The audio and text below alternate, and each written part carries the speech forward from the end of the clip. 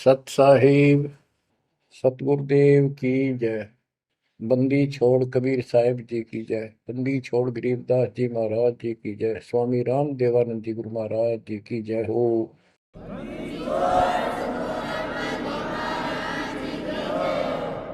सर्व संतों की जय, सर्व भक्तों की जय, धर्मी पुरुषों की जय। श्री काशी धाम की जय, श्री सुडानी धाम की जय, श्री क्रोथा धाम की जय, श्री बरवाड़ा धाम की जय। सत साहिब कबीर दंडवतम गोविंद गुरु बंधु अर्जन सोई। पहले भय प्रणाम तिन नमो जुआगे ओय। कबीर गुरु को की जय, दंडवतम कोटि कोटि प्रणाम। कीट न जाने रंग को यो गुरु कर है आप समान। बच्चों, मानुष जन्म परमात्मा की कृपा से आपको प्राप्त है। मनुष्य जीवन के अंदर मूल उद्देश्य केवल भक्ति करना और मोक्ष कराना होता है। इसके लिए सर्वप्रथम गुरु की आवश्यकता होती है। सर्वप्रथम गुरु की, गुरु पूर्ण हो, तत्व ज्ञान प्राप्त हो और संपूर्ण भक्ति मोक्ष मार्ग यानी सभी मंत्र सत्य हों, फिर भक्त मर्यादित रहे, समर्पित रहे, आसानी से मुक्ति प्राप्त कर सकता है। अब जैसे धर्मदास जी का प्रसंग चल रहा है, तो आप देख रहे हो कितनी अच्छी आत्मा, परमात्मा के चाहने वाली, कति कुर्बान। और जैसा उस अज्ञानी गुरु ने मार्गदर्शन किया, कति अटूट श्रद्धा। सेवक तो ऐसा ही हो, पर गुरु ऐसा ना हो जो जीव को कर्म कांड में उलझावे। अब इस कथा से आपको अपने आप बहुत कुछ बातें समझ में आएंगी कि आपको कैसे पूर्ण सतगुरु प्राप्त है, अध्यात्म ज्ञान प्राप्त है, संपूर्ण मूल ज्ञान जो आज तक छुपा के रखना था। और अब भी आप नहीं समझ सके उस परम पिता की महिमा को और इस गंदे लोक के यथार्थता को, तो फिर परमात्मा आपको कौन सी भाषा का प्रयोग करे जिसे तुम समझ सकते हो। लास्ट फिर वही होगा जैसे 600 साल पहले दाता ने आपको पटक दिया था, ठाके झटक दिया था। या तो आंखें खोल लो, भूल जाओ इन बकवादों को। इस संसारिक चोचलों में कुछ नहीं धरा। गरीबदास जी कहते हैं, सर्व सोने की लंका होती रावण से रणधीरम। एक पलक में राज विराजी फिर जम के पड़े जंजीर। इतने ठाठ बाट थे, सिद्धियां थी, आकाश में चला जाता था, पुष्पक विमान ऊपर से छीन के लाया था कुबेर से। खूब उद्मस्तार रखा था। और भगत किसका था? शिव जी का। तीन देव की जो करते भक्ति ही उनकी कदे न होवे मुक्ति। और कितनी बकवाद भर जाए इनमें, जिसके कारण प्रसिद्धियां भी होगी साधु संत ऋषियों की। अंत में इनके पास कख नहीं बचा। ये मूल ज्ञान है, ये सार ज्ञान है। इसको समझो अच्छी तरह, पढ़े लिखे हो, शिक्षित हो, एजुकेटेड हो। परमात्मा ने मनुष्य जीवन इसलिए दिया कि तुम कुछ बुद्धि भी एक्स्ट्रा रखते हो अन्य प्राणियों से। इसका सदुपयोग करो। बकवाद बहुत कर ली, बाहर जाना पड़ेगा। अब बच्चों, प्रसंग धर्मदास जी का चल रहा है। देखो, अपना पिता अपने लिए कितना कष्ट उठा रहे हैं। एक जीव को काल की दलदल से बाहर खींचने के लिए कितना कुछ उन्होंने किया। बालक की तरह पीछे पीछे फिरे, कहाँ जंगल में, कहाँ किसी दरिया पे, कहाँ किसी तालाब पे, कहाँ कहाँ कष्ट वो मालिक उठाया उन्होंने। वो कहते, दो दिन मेरी शरण हो, ताका हूं मैं दास, केल गिर लग गया फिर उगत धरती आकाश। जैसे राजा अम्बरीश था, उसके पीछे लगे रहे थे, लेकिन हम नहीं समझते, जब हमारे पास दो पैसे हों या 14 काल की छोटी सी राजा था, भगत बतेरा था, यज्ञ बहुत करता था, वाह हो रही थी, पिछले संस्कार भी अच्छे थे। वो संस्कार कब बने? जब कभी कबीर साहब की शरण में था, जैसे कलयुग में हो तुम। अब ये जो रह जाएंगे ना, पार हो गए सो हो गए।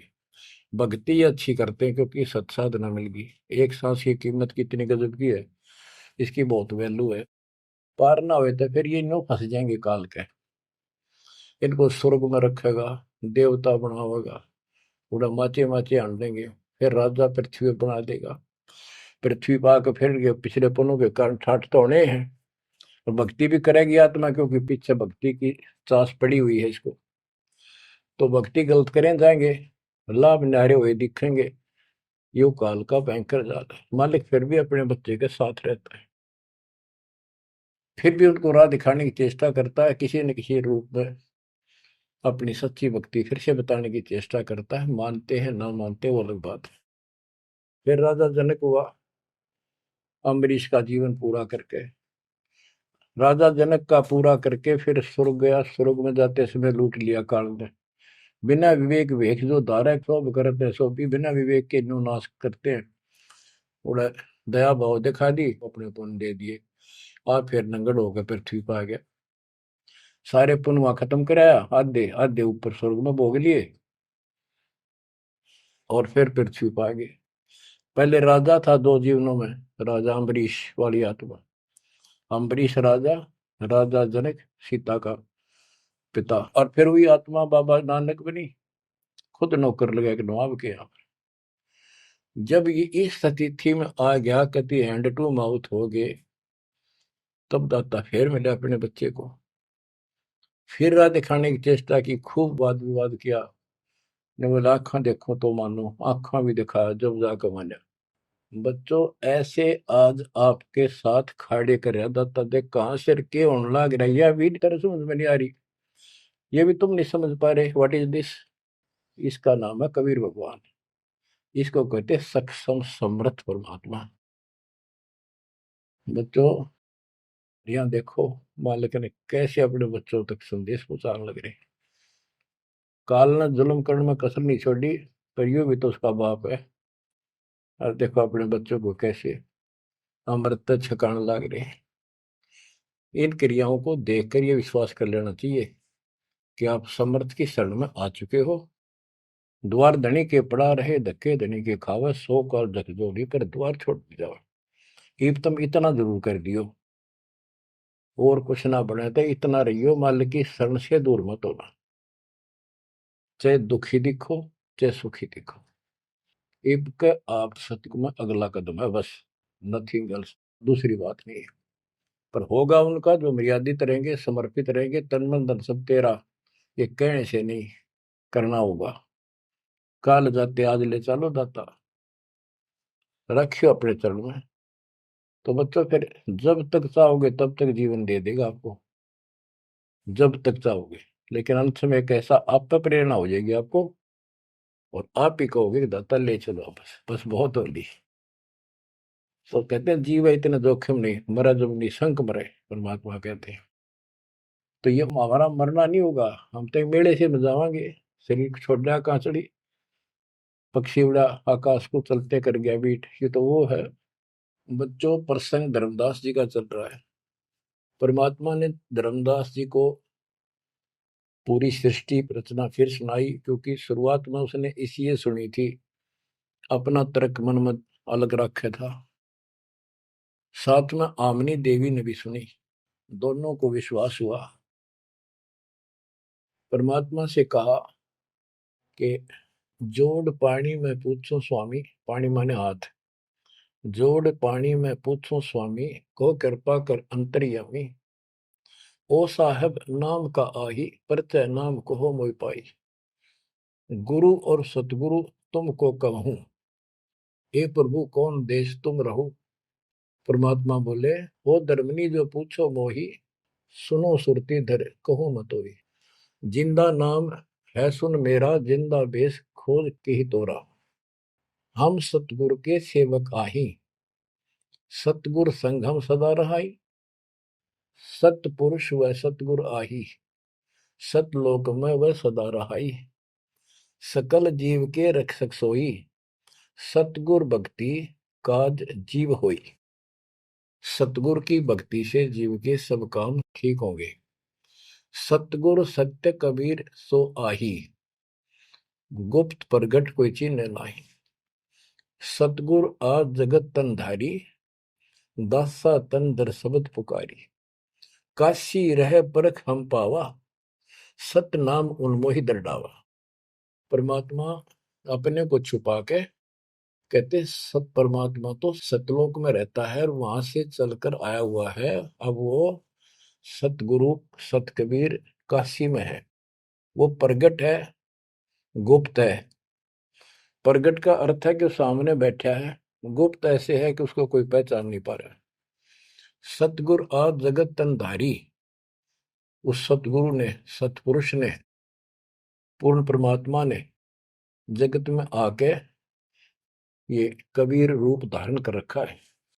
और काशी रहे पर खम पावा, वो काशी में रहते हैं, हमने उनको पहचान लिया। सत नाम उन्मोहि दर डावा, ये सच्चा नाम, सच्चा ज्ञान, सही विधि उसने मुझे बताई। यम राजा का सब छल चीना, निरख परख यम सो भीना। तीन लोग को काल सतावे, ताको ही ये सब जग ध्यान लगाओ। तीन लोग को यू काल परेशान कर रहा है, दुर्गति कर रहा है तीन लोग की, सब प्राणियों की, और उनका ये ध्यान लगावे। ब्रह्मदेव जाको वेद बखाने, सोई है काल कोई मर्म न जाने। जिसको ब्रह्म भगवान के है ना, देवता लोग, गुरु ऋषि, वो वही तो काल है। तिनके सुत अहि तिर देवा, सब जग करे उनकी सेवा। इनकी पूजा करते, ये उसके पुत्र है तीनों। तिरगुण जाल ये जग फंदाना, जाने ने अवसल पुरुष पुराना। जाकी ई जग भक्ति कराई, अंत काल जीव को सोए दरखाई। जिसकी ये भक्ति करते हैं, काल की, ब्रह्म की, या इनके तीनों पुत्रों की, अंत समय वो इनको खावे। सब जीव सतपुरुष के आही, ये सारे प्राणी उस सतपुरुष कबीर साहब के हैं। यम दे धोखा फांसाता ही, प्रथम भय असुर यमराई। बहुत कष्ट जीवों के लाई, दूसरी काल कला पुन धारा। धर अवतार असुर संहारा, जीवन बहुविध कीन पुकारा। रक्षा कारण बहु करे पुकारा। जीव जाना ये धनी हमारा, दे विश्वास पुनः धर अवतारा। अब क्या ये बताना क्या चाहते हैं परमात्मा? हिरण्यकशिपु, उसको काल ने पैदा किया, उसने उद्मस्तारे भगत को सताया, हाहाकार मच गई सारी जनता में। तो परमात्मा ने आकर उस राक्षस को मारा, और विष्णु को रूप दिखाना पड़ा, क्योंकि कबीर साहब को जानते नहीं थे। बच्चों, भगत का रक्षक केवल कबीर साहब है। प्रहलाद भगत था, प्रहलाद विष्णु जी का उपासक था। इस भक्ति को यहाँ तक लाने के लिए दाता ने आगा पीछा कुछ नहीं देखा, ना अपनी महिमा की आवश्यकता समझी। यदि वो महिमा चाहे तो काशी में 120 वर्ष रहे एक निर्धन जुलाहे की लीला में, वो 1 मिनट में कुछ भी कर सकते थे, दुनिया पीछे हो जाती, पर ये इस मार्ग में चला नहीं। तो क्या बताते हैं कि विष्णु रूप धारण कर लिया, विष्णु भी खुश हो गया, लोग क्यों विष्णु जी ने रक्षा कर दी, विष्णु जी ने रक्षा कर दी। अब ये काल का जाल नो ऐसे अड़ा रहा। अब कबीर साहब ने इसको उसी तरीके से समझाने की चेष्टा की है, अपना रोल निकाल दिया बीच में। कबीर साहब समझाना चाहते हैं कि एक तरफ तो काल ने राक्षस बनाए, फिर तुम कहते हो विष्णु ने नरसिंह रूप धार करके और हिरण्यकशिपु को मारा, इसलिए विष्णु की महिमा बन गई।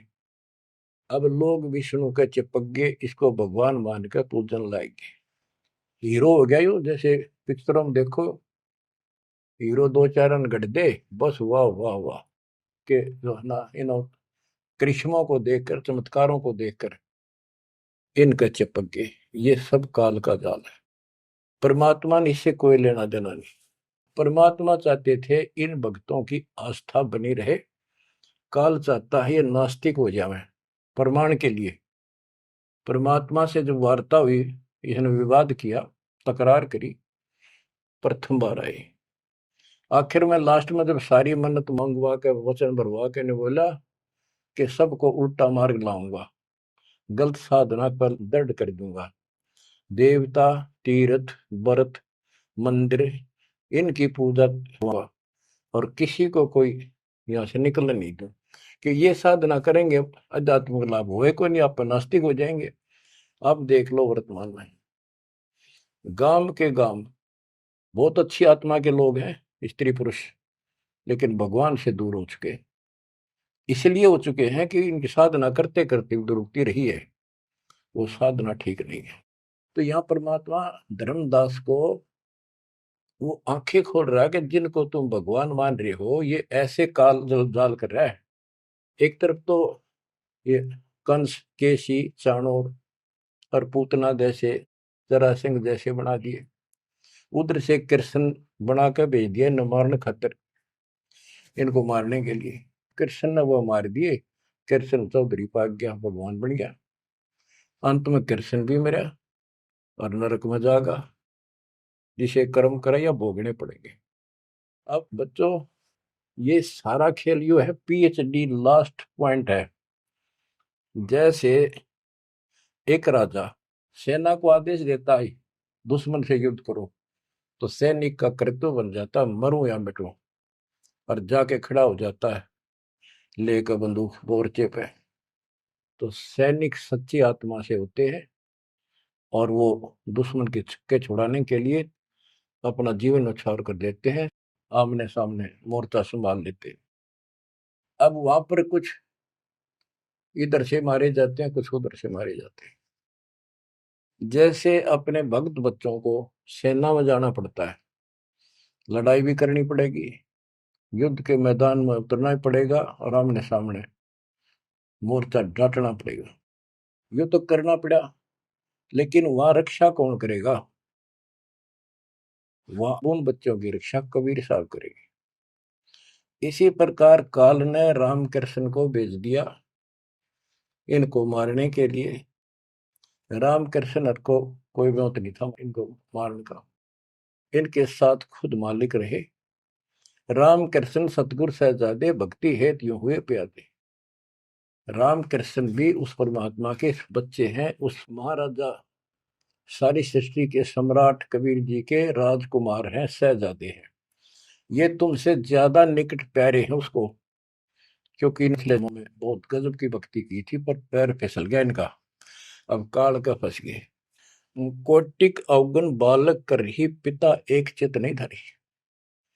बाप के अंदर एक ऐसा परमात्मा ने पर रखा है प्रेरणा, स्वभाव, बालक से करोड़ों बकवाद कर ले पर पिता एक भी उसकी गलती को ज्यादा सीरियसली नहीं लेता। तो इसी स्थिति पर परमात्मा इस नियम से उन निकम्मों के साथ भी आज है, लेकिन बहुत प्यारे उनको हैं, क्योंकि कभी वो बहुत गजब के भगत थे और कॉलोनी को सिलेक्ट करा है उनके कर्म फुड़वाने के लिए, उनको उच्च पद देता है। ये प्रधानमंत्री, मुख्यमंत्री, ये बहुत अच्छी आत्मा थी, पिछले भगत थे, तपस्वी थे भगवान के बच्चे, उसके लिए कर रहे थे। अब वो बैठा दिए पदों पर, अब कर्म फोड़ लेंगे तो मानने को नहीं, फिर जब हंटू माँ उठा जाएंगे बाबा नानक की तरह, फिर पकड़ लेगा, फिर लेगा। काम तो बढ़ गया, समस्या तो वहीं के वहीं खड़ी रहेगी। मतलब बात निमड़ी क्या है बच्चों, इसको कहते हैं सार ज्ञान। ये है वो मूल ज्ञान। धर्मदास मेरी लाख दुहाई, मूल ज्ञान कहीं बाहर न जाए। मूल ज्ञान तब तक छपाई जब लग द्वादश पंथ ना मिट जाए। अब यो ऐसा ज्ञान आज तक किसी ने निर्णायक नहीं सुनाया। तो एक कोई बकवाद करेगा तो उनको सबको पता होगा ये संत रामपाल जी से सुनकर अटपट मारन लग रहा है। हमारे छोटे छोटे बच्चे भी उसको 2 मिनट में फिट्टे मुंह कर देंगे। तो ये पंथ खत्म हो गए। बड़ा पेड़ होता है ना, पड़ भी जा, उसकी एक आधी जड़ की तरह जाए धरती में लगी, वो थोड़ा बहुत हरा कई दिन रह जाया करे, पर अंत में उसकी लकड़ी सूखेगी।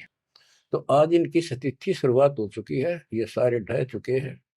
मालिक के तूफान इस ज्ञान के सामने इनका कोई औकात बची नहीं है। अब तुम ध्यान दो जिसके ऊपर ये मालिक गजब की रजा कर रहा है। इसको हल्के में ना लो, तुम ज्यादा सीरियस बनो, समर्पित रहो। औरों से नारा सुख धरती पे देगा आपको, लेकिन इस सुख में माचना नहीं, परमात्मा को भूल ना जाना।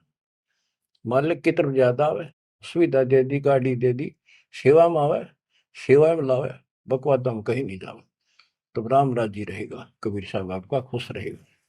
तो परमात्मा ये बताना चाहते हैं, जीव जाने ये धनी हमारा, जैसे विष्णु कृष्ण राम हो, ये भगवान थे न, देख किसी को कंस मार दिया, केसी मार दिया, रावण मार दिया, हमने के पल्ले पड़ा उसको मारते, हमने तो ये युरा पाया, ये कुछ बात बनेगी। प्रभुता देख के न विश्वासा, अंत काल पुन धर करे गिरासा। या प्रभुता देख के इनकी राम कृष्ण और के बड़े हीरो थे, न्यों कर दिया, लोगों ने इनको भगवान मान दिया। ये बते डपली पिटन लाग रहे हैं। द्वापर देख कृष्ण की रीति, परमात्मा कहते तो कृष्ण जी का भगत है, सुन ले कृष्ण की नीति अनीति।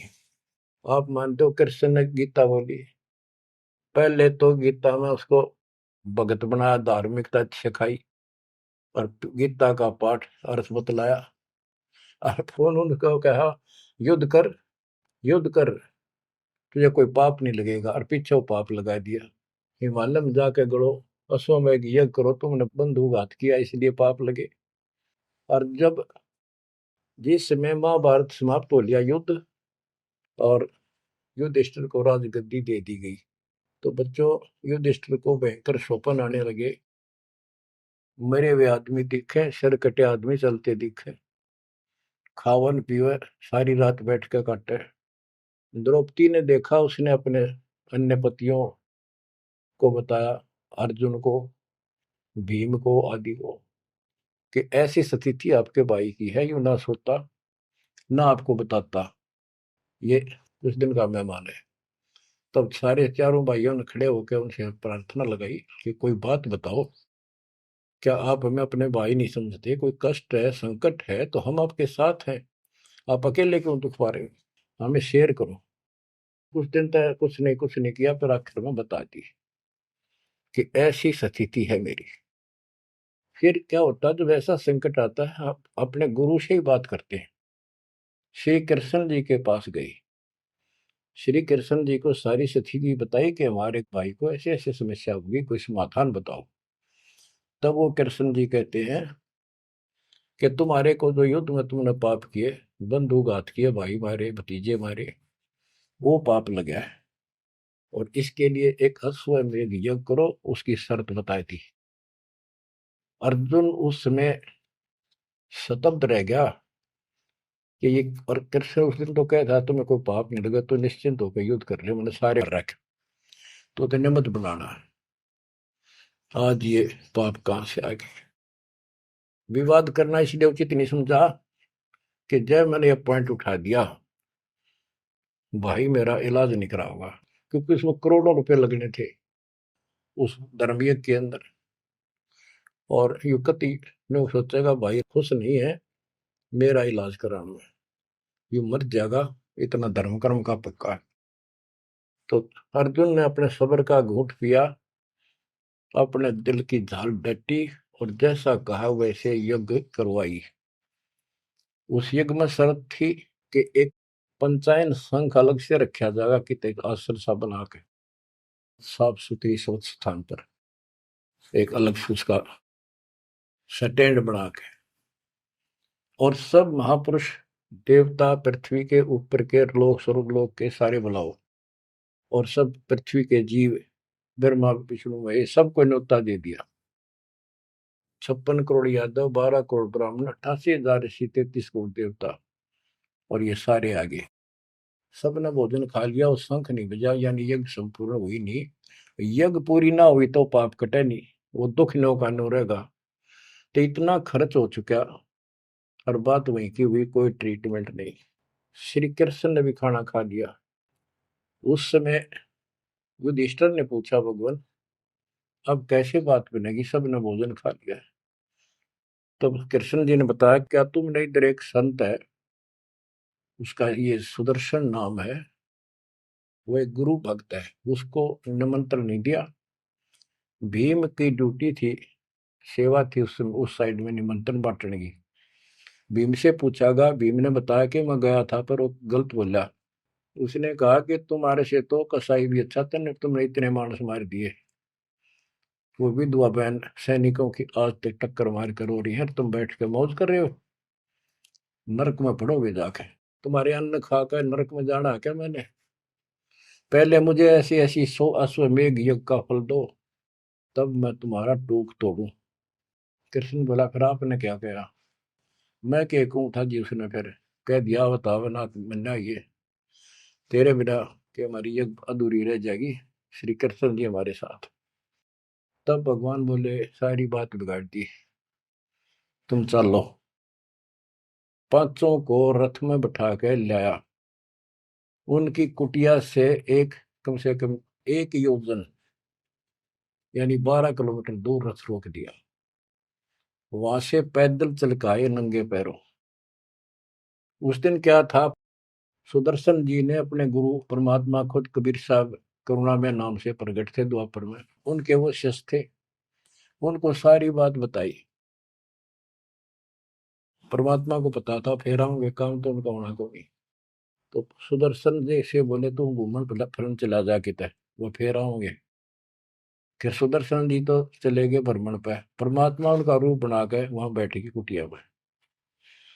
जब वह सारी टीम पहुंची कृष्ण वाली, जाते ही श्री कृष्ण ने दंडो प्रणाम की। साथ में पांचों पांडवों करनी थी। फिर कहा, परमात्मा ने पूछा, हे जगदीश, ये 3 लोक के मालिक, या कैसे आना हुआ गरीब की झोपड़ी पे? तो श्री कृष्ण जी ने कहा, आप जानी जानो, इन्होंने ये पांडव हैं, ये भीम है, ये युधिष्ठिर है, सारी इंट्रोडक्शन कराई। ये आपको निमंत्रण देने आए हैं, इनके यज्ञ में प्रसाद पाओ ताकि इनका कल्याण हो। सुदर्शन जी बोले कि भाई मैंने इस भाई तक कही थी, देखो खड़ा मोटा हा, मेरी बात शर्त पूरी कर दो तो मैं आज तैयार हूँ, नमक को नहीं चलो। तो श्री कृष्ण जी बोले, जी आपकी वाणी है, कबीर संत मंडल पहुंचा दिए तजमाया अभिमान, जो जो कदम आगे रखे ओ एक समान। ये दाता, हम वहां से चल कर कहाँ से चले थे, आप तो सारे कदम जानते हो, और 12 किलोमीटर तय, 1 योजन तक हम कभी पैदल आए हैं। यहाँ से वहां तक हमारे जितने कदम एक यज्ञ बनाए बताए आप। हे दाता, 100 आप लेखा ला दो, बाकी हमारी जोड़ी में डाल। साधु भूखा भाव का, धन का भूखा ना। ने बोला, वे चलते हैं। जब पहले भीम आया, डींग मारा था। जब सुदर्शन जी ने ये कहा कि तुमने इतने आदमी मार दिए, ऐसा जुल्म कर दिया, भीम बोला, युद्ध ऐसे नहीं जीता जाता, एक का गदा मारूं था 6 मरे थे। तो परमात्मा ने उसकी फटक निकालनी थी, कुछ परिचय देना था कि इसमें कुछ है। परमात्मा बोले, सुदर्शन रूपधारी कबीर साहब के भीम, पहलवानिया मेरी माला तार के दिए, देख खुट्टी व टंगरी। हो गया तारण खातिर, कणछन लाग गया पहलवान, वो माला ना उतरी, वह सुमरनी उतरी नहीं। ने बोला, रे तू एक मारे था, 6 मरे थे पहलवान, या छोटी सी माला नहीं तेरे से उठती। खिसियाना होकर वापस आ गया। परमात्मा ने ऐसे हाथ करा, आपसे उतर का आएगी हाथ में माला, पर बहुत चक्के रह गए, अचंभित हुए सारे के सारे। तब परमात्मा को लेकर ये घुमाए। लंबी कहानी है, विषय दूसरा चल रहा है। तब उस दाता के भोजन करने से उनका काम बना, जब वो शंख बजा। ये अलग प्रसंग कभी ठीक से जच कर सुनाऊंगा, अब प्रसंग दूसरा चल रहा है। परमात्मा करें धर्मदास, तेरे कृष्ण की कुनीति कुनीति सुन ले। एक तरफ तनियों का था, तेरे पाप ना लगे, और फिर पाप बताए दिए। उन पापों को धोने के लिए जो विधि बताई, उससे भी बात ना बनी। वो भी समर्थ सक्षम हम थे वहां पर, हमने की। और बच्चों, वो पाप नहीं थे, वो पाप तो थे लेकिन वो प्रेत बाधा थी। वो जो सैनिक मरे थे, विधवा रो रही थी, वो सैनिक उसने तंग कर रहे थे, प्रेत बने हुए। वह प्रेत बाधा भी कृष्ण तक नहीं ठीक हुई। बच्चों, गरीबदास जी कहते, तुम कौन राम का जपते जपन, ताते कटे ना ये तीनों ताप। ये 3 ताप के तहत दुख था उनको। और वो पाप ते न्यो के न्यो रखे रह गए। ओए होए। अरे कोयल के बच्चों, ईब तब पकड़ दो अपने माँ की बाणी को, क्या कहना चाहते हो? अब 20 कागाड़ा के साथ रहोगे क्या? अब क्या बताते हैं? गीता पाठ का अर्थ बतलावा, पुण्य पाछे बहु पाप लगावा, बंधु घात दोष लगावा, पंडों के बहु काल सतावा। पांडवों को काल ने खूब परेशान किया, और अंत में क्या हुआ? जब दुर्वासा जी ने श्राप दे दिया कि जैसे कृष्ण जी के पुत्र प्रद्युम्न और दो चार पांच और बच्चे मिलकर दुर्वासा जी द्वारका की बनी में बैठे थे, तपस्या कर रहे थे, कुछ दिन के लिए कहीं कहीं रुक जाते थे। वो पता चला कि बड़ा पहुंचा हुआ संत सिद्ध आ रहा है। द्वारका के बच्चे श्री कृष्ण को समर्थ मान चुके थे। किसी ने कंस मार दिया, केसी राक्षस मार दिया, चाणूर मार दिया, वैसे काल्यवन मार दिया। तो इन्हों सोच रहे थे कृष्ण तो ऊपर धरती पे कोई सही नहीं। उन्होंने मजाक सूझ गए, वो किसी संत साधु का आदर नहीं करते थे। इस कारण से कि हमारे साथ कृष्ण, हमारा कोई कुछ नहीं बिगाड़ सकता। तो उन्होंने शरारत सूझी के नो कहे दुर्वासा भूत भविष्य वर्तमान त्रिकाली बता दिए, तीनों काल की जानता है, चलो इसकी परीक्षा लेंगे। एक प्रद्युम्न का पेट पर कढ़ाई बांध दी छोटी सी लोहे की, और लेडीज कपड़े पड़ा दिए गुजरिया वाले, ऐसा दिखा दिया जाके जैसे बच्चा पेट में गर्भ है इसका। यूं पूछने गए महाराज, इनका कई साल में दया करी दाता ने? 12 साल हो गए बयान है। अब ये पूछ जानना चाहते हैं कि इनका लड़का होगा लड़की, बड़े उतावले हैं, आप भूत भविष्य की सारी जानो हो। दुर्वासा जी ने देखा ध्यान लगा के, ताकि बकवाद करना रहे हैं। गुस्से में होकर ने बोला, यह दो कुल का नाश होगा इस पे, ना लड़का हो ना लड़की हो। और आंख लाल करी बाज लिए बच्चे थे सब, ना के बता पता चला। यानी उस दुर्वासा के श्राप का कृष्ण तक बात गई। कृष्ण जी ने समाधान बताया कि इस कढ़ाई ने घिसा के चूर्ण बना के प्रभास क्षेत्र में डाल दो जमुना में। ऐसा कर दिया गया। फिर भी श्राप न्यो का न्यू रह गया। वो श्राप वो द्वारका में उद्मस उतर गया, अचानक बालक मर गया, अचानक कोई और दिक्कत आ गया, छोटी सी बात पर लट्ठम लट्ठा, रोज झगड़े होने लग गए। कृष्ण जी के पास फिर गए, यू कारण क्या है बताओ भगवान, इसका समाधान बताओ। किसी न किसी की बात नहीं सुहारी, यू कौन सा पाप सेध गया नगरी का? कृष्ण जी बोला, भाई तुमने, जो दुर्वासा का श्राप है ये दुखी कर रहा है, इसका समाधान है तुम जाके वहां जमुना में स्नान करो प्रभास क्षेत्र में, जहां पर वो कढ़ाई के कंड डलवाए थे चूरे बना बना के। उसमें एक कड़ा घिसा नहीं था कढ़ाई का, पूरा ना घिसा, थोड़ा बहुत घिस गया, चमकीली सी वस्तु होगी, वो मछली ने खा ली। एक बालिया नाम का मछियारा था और साथ में शिकारी था। वो मछली पकड़ी, वो आगे उसने काट के देखी, उसमें चमकीली धातु थी। उसका अपना तीर का एरो बनवा दिया, आगे का ऐसा विषाक्त करके जहर में बुझवा के। और जो कण थे जो कढ़ाई के बताते उनके सरकंडे जाम गए, बूढ़े बूढ़े, उनके तीखे पत्ते गजब के तलवार जैसे। और कृष्ण जी ने कहा, सारे स्नान करो वहां जाके, तुम्हारा ये शराब खत्म हो जाएगा। वहां बोले सब बच्चे नर, कोई ना बचे, गर्भ न छोड़ के, छोटे छोटे नवजात शिशु भी साथ ले गए, कहते इन पर शराब ना रह जाए। और वहां जाके सारे लड़न लग गए, पाड़ पाड़ के वो पठेरे सरकंडे एक दूसरे को मारे, तलवार का काम करना कर शुरू कर दिया। कट का मर गए 56 करोड़ यादव। फिर कृष्ण जी एक पेड़ के नीचे बैठ गए, उस पर दीख को सारे दिन शिकारी ने, बालिया कौन था? ये बाली वाली आत्मा थी जो त्रेता युग में श्री राम ने वृक्ष की ओट लेकर मारा था। उसका अपना बदला लेने के लिए उस वो बालिया नाम का जीमर बना, शिकारी बना, श्री राम श्री कृष्ण बना वो आत्मा। वो उसके पैर में तीर मार के श्री कृष्ण मारा। उससे पहले श्री कृष्ण ने, बच्चे हुए बताओ आप हमारे या तो जाके काल कर रहेंगे दुर्गति, फिर आके लेट गया जब वो मारेगा। मरने से पहले उसने वह संदेशा भेज दिया था पता था कि सारे मरेंगे। तो पांचों पांडव वहां पहुंच गए। कृष्ण जी बस तड़पन लाग रहे थे। उनको बता दिया भाई ये यहाँ कोई आदमी बचा नहीं है, इन लेडीज को सारी को ले जाना, यहाँ लोग इनकी दुर्गति करेंगे, तुम अपने वहां रखना सुरक्षित। और तुम जाके हिमालय में चले जाओ, वहां रहो भूखे प्यासे तप करो, और वहां गड़का मर जाओ, वापस ना आइए। तो पूछा जी कारण क्या है, हम अभी तो राज मिला, 20-30 साल हमने राज मुश्किल से किया है, अब आप कहते हो राज त्याग के वहां चले जाओ, इसका कारण क्या हो गया, क्या गलती बन गई कि तुमने जो युद्ध में पाप किए थे वो पाप तुम्हें दुखी कर रहे हैं, वह तप करने से समाप्त हो जाएंगे। तब अर्जुन को कहना पड़ा कि भगवान आप ऐसी स्थिति में हो, मुझे कहना तो नहीं चाहिए पर मैं रोक भी नहीं सकता अपने आप।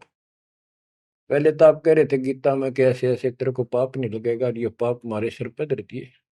फिर भाई के अश्वमेध यज्ञ कर पाप खत्म हो जाएंगे, वो पाप फिर भी रह गए।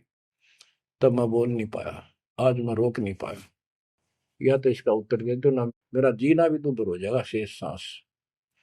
तब उसने बताया भाई मन ना बेरा मन के गीता में कहा था, और के कुछ तेरे को बोल रहा था। असली बात यह है, अब मैं जो कुछ कर लियो कुछ पाप हमारे उड़ तपस्या से कुछ तप बन जाएगा, पाप पुपना कट्टे से। उसने में बताई तप करने से आगे फिर थोड़ा बहुत को राज मिल जाएगा। इनके पास इतनी स्टोरी है, ज्यादा नहीं। तो बच्चों देखो काल का जाल। उसका अंतिम संस्कार से ही कृष्ण का करके वो चले गए, और अर्जुन ने कलन छोड़ गया कि अकेला योद्धा है, कोई खतरा नहीं, सब लेडीज को लेकर चाल पड़ा गोपियों को। रास्ते में बिल्लो ने पकड़ लिया, उन्हें पीटा इस अर्जुन को, गोपियां लूट ले गए, लड़कियां ठा ले गए रामजादे। और इस पर धनुष साथ ले रहा था, जो महाभारत के युद्ध में जो उद्मस्त आ रहा था, वो उठा तक ढीसते, तब रोवा खड़ा खड़ा कि इस कृष्ण ने तुम्हारा नाश कर दिया, सारे हमारे साथ धोखा किया। जब नाश कराना था युद्ध में, मानस मरवाने थे आदमी, जब तक ताकत दे दी, अब मैं खड़ा खड़ा पड़ा। गीता भी यही कहती, बलवानों का बल मैं हूँ, बुद्धिवानों की बुद्धि मैं हूँ। यहाँ परमात्मा कबीर जी बताते हैं, युग कृष्ण नहीं, युग काल इनका बाप ये जुल्म करे भाई, इनको पता है नहीं हो क्या रहा है। धर्मदास ये बातें सुनकर चक्कर में पड़ गया, मुंह का नहीं देखे देखे, आंख भी नहीं झपके। ये भगवान कति सौ की सौ सच्ची, सारी बात बिड़ा करते। देखिए धोखे बैठे थे, साथ में हमने बैठी, दोनों टेक टेक सुने मालिक के अमृत वचन। ये परमात्मा हम रोज सुना करते, मेरी तरह पत्थर पड़ गए थे कल। आपके क्या गुण गाओ मालिक, कैसी आंख खोल दी मेरी। परमात्मा कहते और सुन ले। अब क्या है, हिमालय में चले गए सारे पांडव, और वहां सारे मरते गिर जाते गए। तो कहते हैं जब ये पहुंचे ऊपर, तो युधिष्ठिर बाद में मरा, और तो सारे बर्फ में गड़ गए, बर्फ में पैर गड़ जाते कति। लेकिन युधिष्ठिर का अंगूठा अंगूठा गला, बाकी शरीर जो का तो रहा, मर यूं भी गया। जब ये ऊपर गया, वो पहले जो चले गए थे मर मर के, चारों पांडव और उनकी मां कुंती द्रौपदी, वह सारे नरक में ठोक रखे। यो पहले स्वर्ग ले जाएगा, फिर इसको कुछ समय नरक में डालना था, क्योंकि इसने धर्मदास झूठ बोली थी युधिष्ठिर ने। कौन सी झूठ बोली थी कि अश्वत्थामा मर गया। द्रोणाचार्य गुरु का बेटा अश्वत्थामा था। द्रोणाचार्य इतना सूरवीर था, अगले दिन उसने युद्ध में उतरना था, और कृष्ण जी को पता था, उसने बता दिया था जयो आ गया ना द्रोणाचार्य तुम्हारे सामने, एक नहीं छूटेगा, इतना धनुषधारी है। तो इसका इलाज ये है कि युधिष्ठिर झूठ बोल दे, और की नहीं मानने का। पहले कईयां ने जाके कहा, नो कह दो कि इसका बेटा अश्वत्थामा मर गया, तो यो उस पुत्र मोह में इतना पागल हो जाएगा, इस पर हथियार नहीं उठेंगे, और युद्ध तक करेगा पर यू हार जाएगा, मारा जाएगा। तो युधिष्ठिर को सब ने कहा जाके कि अश्वत्थामा मर गया। कईयों ने जाके दूत भेजे गए दूसरी सेना में। तो द्रोणाचार्य बोले मैं विश्वास ना करूं, तुम झूठ बोलते हो। अगर युधिष्ठिर कह देगा तो मैं सच्ची मानूंगा। तो दूसरे क्या तुम मार दियो, तो गिर दिया ठागा, फूक फाक फेंक दिया ठागा मैंने। युधिष्ठिर को तैयार किया गया कि तू यह झूठ बोल। वो मना कर गया कि ना तो दिक्कत हो जाएगी और मैं झूठ नहीं बोल सकता। फिर एक अश्वत्थामा हाथी का नाम था, जैसे पशुओं के नाम रख लेते हैं ऐसे। वो अश्वत्थामा हाथी मार दिया। श्री कृष्ण बोला आप ये कह देना कि अश्वत्थामा मर गया, मंदी आवाज में कह दिए मेरा ना हाथी था, हाथी या मनुष्य। युधिष्ठिर इस बात पर राजी हो गया क्योंकि अगले दिन नाश कर रहा था उसने। तो मन में दोस्त तो आया उसके, झूठ बोल दी जाके कि आचार्य जी अश्वत्थामा हिते संस्कृत नौकंते द्रोणाचार्य का तो बुरा हाल हो गया, चक्कर आने लग गया कि अश्वत्थामा मर गया। फिर मंदी आवाज में कह दिया नर व कुंजर। नर था या कुंजर हाथी, पता नहीं नर था या कुंजर। अब वो नर कुंजर कड़े सुना था तो पागल होकर गिर गया। तो उसके कारण उसको नरक में भेजना था कुछ समय के लिए। तो युधिष्ठिर ने पूछा कि मेरे भाई कहाँ गए, स्वर्ग में। तो उनको बताया कि उन्होंने पाप करे थे महाभारत में, और भी जितने पाप कर रखे थे वो सारे के कारण नरक में पड़े। तो युधिष्ठिर बोला कि मुझे उनके दर्शन कराओ, मैं देखना चाहता हूँ। देखा सारे हाहाकार मचाने लग गए। तो बोला मुझे भी अब मेरे भाई बहनों के परिवार के साथ भेज दो। तो वो चाहे थे एक बेचने इसका मार डाल लिया जा। तो वो इस कारण से उसको भी कहते कुछ समय के लिए नरक को भोगना पड़ा। अब ये परमात्मा कहते हैं बंधु घात दोष लगावा, पांडवों के बहुकाल सतावा, भेद हिमालय ते ही गलाए, छल अनेक की नहीं यमराए। बच्चों, और फिर उनको पांडवों को ले नरक में डाला। आहा। बच्चों, स्वर्ग के धोखे नरक ही जाही, जीव अचेत यम छल चिन्ह नहीं। ये बोले जीव इस काल के इस छल को, इस जाल को, षड्यंत्र को नहीं समझ पा रहे। पांडव सब को कृष्ण को प्यारे, सोले नरक में डारे, वो भी सारे नरक में डाल दिए। मानुष जन्म बड़ेपन होई, सो मानुष तन जात बिगोई, नाम बिना नहीं छूटे कादू, बार बार ये ना नरक ही घातू। नरक निवारण नाम जो आही, स्वर्ण मुनिजन जानत कोई नाही। जो नरक से छुटकारा देने वाला असली नाम है, इतने देवता नहीं जानते, ना ऋषि जानते, ना ब्रह्मा विष्णु मही जानते। ताते यम फिर भटकावे, नाना योनिन में काल सतावे, बिरले सार शब्द पहचाने, सतगुरु मिले तो सतनाम समाने। इतना कुछ सुनकर धर्मदास कहता हे साहब मैं तो पग सिर धरूं, तुम ते कुछ दुविधा नहीं कर। अब मोई चीन पड़ी यम बाजी, तुम ते भयो मोह मन राजी। अब आपके ऊपर मेरी कति आत्मा डट गई, मेरा मन कति खुश आपके। मेरे हृदय प्रीति अस आई, तुम ते हो गई जीव मुक्ताई। अब मुझे विश्वास हो गया कि मेरा कल्याण आपसे होगा। मुझे लगता है तुम ही सत कबीर हो स्वामी, कृपा करो तुम अंतर्यामी। हे प्रभु देव परवाना मोही, यम तरण तोर भजो मैं तो ही। मोरे नहीं और सो कामा, निस्तिन सुमरो सदगुरु नामा। पीतल पत्थर देव द्यो बहाई, इन फेंक दो उठाकर, सतगुरु भक्ति करो चितलाई। हे बंदी छोड़, हो। परमात्मा बोले सुनो धर्मनी, अब तो ही भुगताऊं, निश्चय यूं से तो ही बचाऊं। देव परवाना हंस बारो, जन्म मरण दुख सब टारो।